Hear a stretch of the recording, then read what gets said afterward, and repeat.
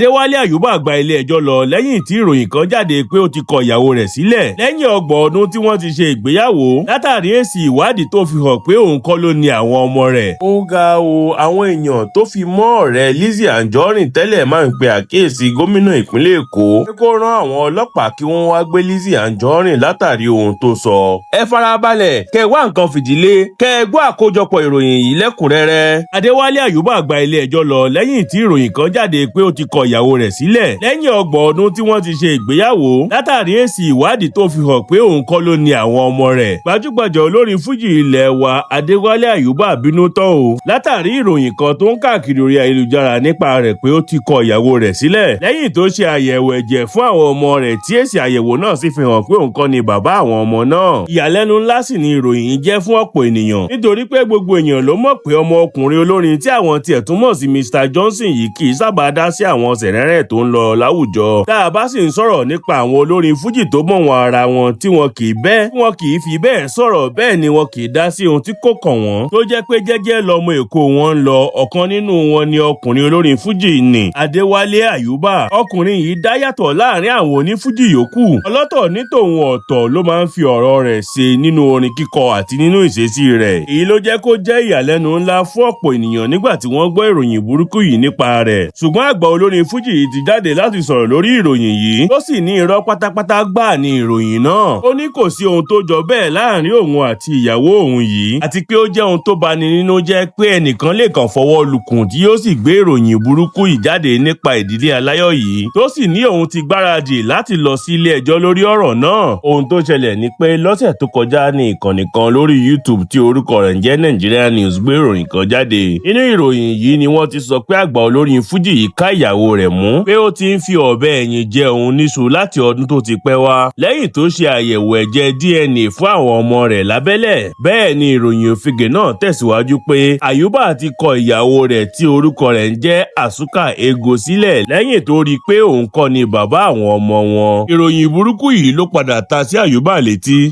tí iléeṣẹ́ orin rẹ̀ Bọ̀sùwé Fuji Entertainment fi jáde láti tan ìmọ́lẹ̀ sí ọ̀rọ̀ náà tí wọ́n sì ní irọ́ pátápátá ní ìròyìn yìí àti pé kò sí òtítọ́ kankan nínú rẹ̀ bó ti wò ó kéré mọ́. Bẹ́ẹ̀ ni wọ́n tún fi ìdí rẹ̀ múlẹ̀ pé àgbà olórin Fuji yìí kò kọ ìyàwó rẹ̀ sílẹ̀ o. Kódà wọ́n ní inú ayọ̀ àti àlàáfíà ní òun àti ìyàwó rẹ̀ ìyáàfin Asuka Ego wà. Bẹ́ẹ̀ ni Ayuba kò tí ì fi ìgbà kankan yẹ ìyàwó rẹ̀ lọ́wọ́ wò rí àbí ṣe ìwádìí kankan lórí àwọn ọmọ rẹ̀. Nínú àtẹ̀jáde kan tí Ayuba gbé jáde lórí ìkànnì ayélujára Instagram rẹ̀ lórúkọ Bọ̀sùwé Fuji Entertainment ló ti ní ẹ ǹlẹ́ gbogbo èèyàn wọ́n pe àkíyèsí wa sí ìròyìn òfegè tó lè da àlàáfíà láàmú kan lórí ayélujára tí blọ́gà kan tí kò fojú ara rẹ̀ hàn gbé jáde nípa ìdílé dókítà Adewale Ayuba. Ìtàn náà sì pa irọ́ bàǹtàbàǹtà nípa ìkọ̀sílẹ̀ láti ọ̀dọ̀ ìyàwó Ayuba ìyẹn ìyáàfin Asuka Ego Saliu Òkèọlà ọmọ Kwento àti awuyewuye tí kò ní ìtumọ̀ nípa ẹni tó jẹ́ bàbá àwọn ọmọ wọn pẹ̀lú bí wọ́n ṣe ní Ayuba sọ̀rọ̀ sókè lórí àwárí tí kò ṣẹlẹ̀ rárá àti rárá. A fẹ́ jẹ́ kó di mímọ̀ fún gbogbo ènìyàn tó jẹ́ alátìlẹyìn dókítà Adewale Ayuba pé kò sí òtítọ́ kankan. Ó ti wù kó kéré mọ́ nínú ìròyìn náà ti pé dókítà Adewale Ayuba àti ìyàwó rẹ̀ ìyáàfin Asuka Ego wà nínú ìdùnnú nínú ìgbéyàwó wọn àti pé àwọn ọmọ wọn ń ṣe dáadáa. Ẹ lọ̀rọ̀ kankan tàbí gbọ́mi sí omi òtó lórí ẹni tó jẹ́ bàbá àwọn ọmọ wọn kò wáyé rí nínú ìgbéyàwó wọn. Síwájú sí blọ́gà aláìlérò yìí sọ pé ìgbéyàwó wọn kò ju ọdún kan lọ. Fún àkọsílẹ̀ ó ti ju ọgbọ̀n ọdún lọ tí wọ́n ti wà nínú ìgbéyàwó aláyọ̀ yìí. Eléyìí fi hàn pé àròsọ lásán ni ìròyìn yìí tó sì jẹ́ ìgbìyànjú láti dojú ti ìdílé Ayuba àti láti ba Ayuba lórúkọ jẹ́. Pàápàá jùlọ bí wọ́n ṣe gbé ìdílé tó wà nínú ìrẹ́pọ̀ yìí jáde fún yẹ̀yẹ́ ní gbangba. A fẹ́ kí gbogbo èèyàn mọ̀ pé a ti ń bá àwọn agbẹjọ́rò wa sọ̀rọ̀ kí wọ́n sa gbogbo ipá wọn láti wá àtúnṣe lórí ọ̀rọ̀ yìí ní ìlànà ti òfin. Ti lè rí i dájú pé a fi àwọn èèyàn burúkú ìjófin nítorí pé a ò lè gbà kí ẹnikẹ́ni ba orúkọ dókítà Adewale Ayuba jẹ́ láìsí àtúbọ̀tán. Lẹ́yìn ni iléeṣẹ́ orin Bọ̀sùwé Fuji Entertainment ṣe gbé àtẹ̀jáde ìjáde táwọn èèyàn sì ní àfi kí wọ́n fi òfin gbé ẹni tó gbé irú ìròyìn òfegè ìjáde. Wọ́n sì rí i dájú pé ó jẹ ìyà ẹ̀ṣẹ̀ rẹ̀ lẹ́kùnrẹ́rẹ́ tó lè bà jẹ́ àríkọ́gbọ́n fún àwọn tó kù tó bá fẹ́ ṣe bẹ́ẹ̀. Ó ga o, àwọn èèyàn tó fi mọ́ ọ̀rẹ́ Lizzy Anjorin tẹ́lẹ̀ máa ń pe àkíyèsí gómìnà ìpínlẹ̀ Èkó pé kó rán àwọn ọlọ́pàá kí wọ́n wá gbé Lizzy Anjorin látàrí ohun tó sọ. Kí ni Rahim ọmọ kókó Ayọ̀mídé?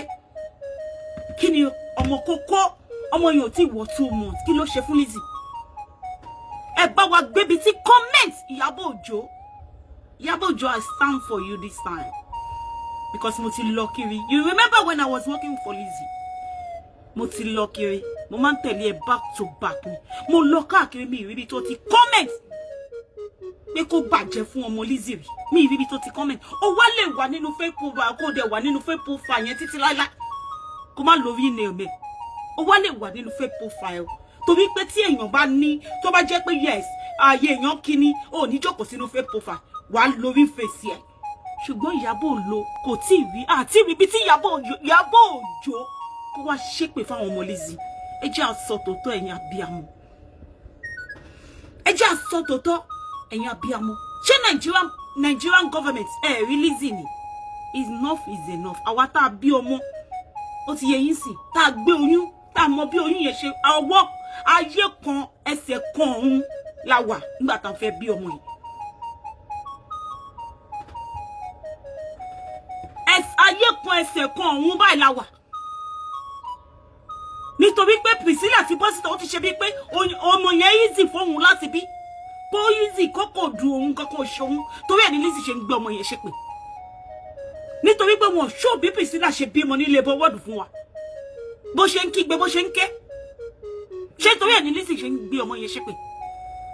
ó ti pọ̀jù enough is enough. Babajide Sanwo-Olu Governor Babajide Sanwo-Olu ẹ ní láti mú Lizzy lọ sí ẹ̀wọ̀n ọdún 100 years enough is enough. Ọmọ ló máa attack abuse Ìyábọ̀ Òjó Lizzy mo ti kúrò lẹ́yìn ẹ̀ mo ṣe ń gbogbo nǹkan mo ṣe ń follow Ìyábọ̀ Òjó mi ìríbi tó ti comment níbi tí wọ́n bá ti gbé ọmọ ṣépè mi tí níbi tí Ìyábọ̀ Òjó ti lọ like Esabod máa ń ṣe show tó máa ń funny nígbà mi Esabod máa ṣe show nínú show yẹn ó máa jà nínú show yẹn ó máa ṣe funny video nínú show yẹn ó máa bú government nínú show yẹn ó máa jẹ́ kí gbogbo ayé rẹ́rìn. Are you telling me pé ẹni tó wá like show yẹn ó mean ni pé ìtorí time tí Esabod sọ̀rọ̀ ẹ̀ go and watch that minute ṣé time tí Esabod sọ̀rọ̀ títí ẹ̀ lẹ́ni ẹ̀ like video yẹn ni ọ̀rọ̀ tí ò make sense wọ́n máa gbé screenshot jáde pé Ìyábọ̀ like video Esabod and so fucking what so tí Esabod tó bá fìdí jó àbí tó fọyàn jó Esabod máa ń fo òbòjó lórí social media and that is funny thing for so many people do you understand wàá rẹ́rìn so nítorí pé Ìyábọ̀ yìí rẹ́rìn nígbà tí Esabod fo òbòjó so ó ti mean pé ó ṣépè fọmọ ènìyàn Lizzy doesn't justify. Governor Babajide Sanwo-Olu ẹ lè máa wo Lizzy kẹ́ wá sọ pé mandikis lè fẹ́ lọ fi ọlọ́pàá arrest it mean pé nǹkan kan ń ṣẹlẹ̀ tí à yé wa kí ni Lizzy lè máa fún àwọn government tí kò yé wa kí ló ń ṣẹlẹ̀ gangan. ojúmọ́ ayọ̀ ojúmọ́ ìdùnnú ojúmọ́ ìfọ̀kànbalẹ̀ ojú ò ní pọ́n yín o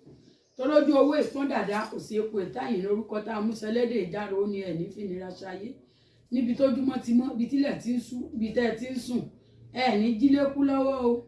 àdé ìdásọ dáràn ẹ̀ ní dáràn ayé o. Orúkọ èmi tí mò ń sọ̀rọ̀ ni Aṣíwájú Ìyálóde ní ìlú Pàṣà mo jẹ́ ìyálóde ní Ọ̀yọ́ state fún àwọn Àgbẹ̀kọ̀yà mo jẹ́ ìyálájé Ọ̀yọ́ empire mo jẹ́ ìyàmọ̀kun àgbáyé èmi náà nìyá gbogbo ní Ọ̀yọ́ Aláàfin. Ẹ kú ojúmọ́ ayọ̀ ojúmọ́ re o ojú tó mọ yín lónìí ẹ̀ ní jáde lékú lọ́wọ́ mo wá pè wá sákìyèsí pé ewé ń bẹ o fẹ́ni tó bá mọ̀ ọ́n lò ṣé rí eléyìí ìpara ẹ̀yọ́nú ni ìpara àánú ìpara ẹ̀yọ́nú yìí ṣiṣẹ́ fájé ìwọ tó gbé ṣọ́ọ̀bù kalẹ̀ ìwọ tó ní ṣọ́ọ̀bù ìwọ tó ń wá gbéga ìwọ tó fẹ́ dépò kan ọkùnrin lè lò fóbì obìnrin lè lò fọkùnrin ẹ mọ̀ wọ́n mọ̀ nífẹ̀ẹ́ rẹ ni gbogbo ibikíbi tó bá ń dé ò ní rí wàhálà kankan ṣé rí ìpara èyí náà ọ̀fà ni ẹlòmíì gbogbo ara ọmọ ta nǹkan mọ̀ sọ kúlúkúlú ọ̀fà ní ṣiṣẹ́ fún. Ṣé ẹ wá rí ọṣẹ yìí ọṣẹ ṣe mí kó kúrè